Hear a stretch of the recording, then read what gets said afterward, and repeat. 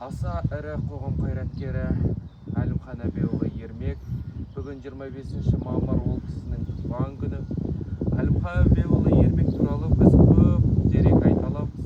Яғни 20 ғасырдың өзінде ол кісінің шекараны шегендегені Лениннің алдында. Одан бөлек қазақтан шыққан ең бірінші математик екендігі бәрімізге мәлім.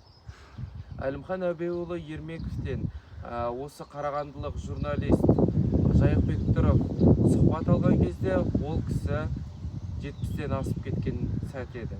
1966 жылы осы сұхбатта Әлімхан Әбеуұлы не дейді? Яғни осы сұхбатта ол кісі Әлихан Бөкейхан, Бақытжан Қаратаев секілді ірі қоғам қайраткерлері туралы естеліктер қалдырады.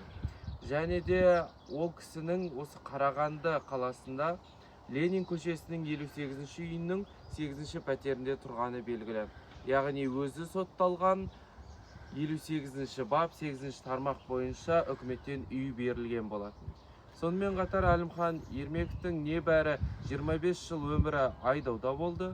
Оның 18 жылы сырт жақта болды, яғни 7 жылын ол кісі үй қамақта өткізді.